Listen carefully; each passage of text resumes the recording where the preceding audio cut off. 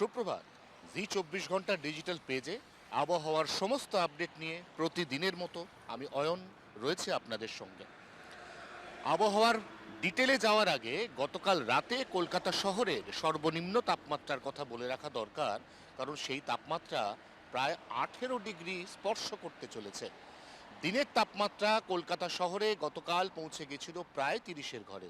আগামী সোমবারের পর উত্তরোত্তর দিন এবং রাতের তাপমাত্রা বাড়ছে গোটা গাঙ্গেয় দক্ষিণবঙ্গ এবং পশ্চিমাঞ্চলের প্রায় সমস্ত জেলায়। তারই মধ্যে ফেব্রুয়ারি মাসের শেষ সপ্তাহে একেবারে শেষ দিকে বঙ্গোপসাগরে তৈরি হতে চলেছে একটি নিম্নচাপ। প্রাথমিকভাবে এই নিম্নচাপ উত্তর উত্তর পশ্চিম বঙ্গোপসাগরে তৈরি হলেও পরবর্তী সময় সেটা পশ্চিম দিকে সরবে, অর্থাৎ আসবে ভারতের মূল ভূমিভাগের দিকে। এই ভূমিভাগের দিকে আসার অর্থ এই নিম্নচাপের কোনো সরাসরি প্রভাব দক্ষিণবঙ্গের কোথাও না পড়লেও তার একটা পরোক্ষ প্রভাব রয়েছে। এই প্রভাবটা হচ্ছে বাতাসে জলীয় বাষ্প বা আপেক্ষিক আর্দ্রতার পরিমাণ বেড়ে যাওয়া। একসঙ্গে বাড়তে থাকা দিন এবং রাতের তাপমাত্রার সঙ্গে যদি বাতাসে বেড়ে যাওয়া জলীয় বাষ্প বা আপেক্ষিক আর্দ্রতা যোগ হয়, তাহলে ফেব্রুয়ারি মাসের শেষ দিকেই একটা প্যাচে ঘরমাক্ত অস্বস্তিকর গরম তৈরি হতে চলেছে। মার্চ মাসের 3 তারিখ দোলযাত্রাতে কলকাতা শহরের সর্বোচ্চ তাপমাত্রা, দিনের তাপমাত্রা পৌঁছতে পারে প্রায় 34-এর ঘরে। পশ্চিমাঞ্চলের জেলার তাপমাত্রা 36 ছুঁই হতে পারে। অর্থাৎ মার্চের শুরু থেকেই তীব্র গরম আসতে চলেছে এই গোটা দক্ষিণবঙ্গে। 2026 উষ্ণ বছর, এল নিনো। নিঃসন্দেহে এই এল নিনো বছর, তাতে গরমের দাপট অনেকটাই বেশি থাকবে।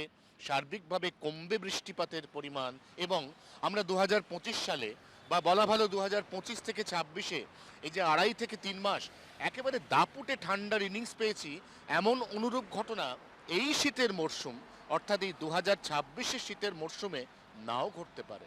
আবার 2027 সাল যদি পরবর্তী সময় শীতল বছরের পরিস্থিতি তৈরি হয়, অর্থাৎ লা নিনা পরিস্থিতি তৈরি হয়, তাহলে আবার হয়তো আমরা এরকম 2025 সালের মতো কনকনে ঠান্ডার দাপট দেখতে পাবো।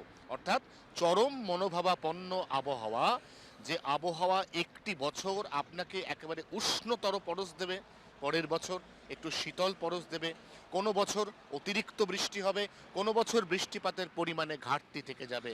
সব মিলিয়ে এই খামখেয়ালি আবহাওয়ার মধ্যেই মানিয়ে নিতে হবে গোটা রাজ্যকে তথা গোটা দেশকে, এমনই জানাচ্ছেন আবহাওয়া বিজ্ঞানীরা। এই মুহূর্তে কোনো সিস্টেম নেই, ফলে আগামী অন্তত 5 থেকে 6 দিন মোটের ওপর গোটা দক্ষিণবঙ্গে শুষ্ক আবহাওয়া। এরপর দক্ষিণবঙ্গের বাতাসে একটু একটু করে জলীয় বাষ্পের পরিমাণ বাড়তে শুরু করবে। জলীয় বাষ্পের পরিমাণ বেড়ে একটা অসহ্যকর পর্যায়ে গেলে এই ফেব্রুয়ারি মাসেই যদি কপাল ভালো থাকে কোনো কোনো জেলায় তৈরি হতে পারে কালবৈশাখীর পরিস্থিতি। কালবৈশাখী এবং তার সঙ্গে নিম্নচাপ সব মিলিয়ে এই একটা অদ্ভুত মিশ্র আবহাওয়া তৈরি হতে চলেছে এই ফেব্রুয়ারি মাসেই। মার্চ থেকে একেবারে মার্চ, এপ্রিল, মে এবং জুন তীব্র থেকে তীব্রতর গরমে হাঁসফাঁস করতে হবে এই 2026-এ, এমনটাই মনে করছে আলিপুর আবহাওয়া দপ্তর। জি 24 ঘন্টার জন্য ক্যামেরা অরিন্দমের সঙ্গে অয়ন, কলকাতা। বাংলার আওয়াজ, বাঙালির আবেগ, জি 24 ঘন্টা।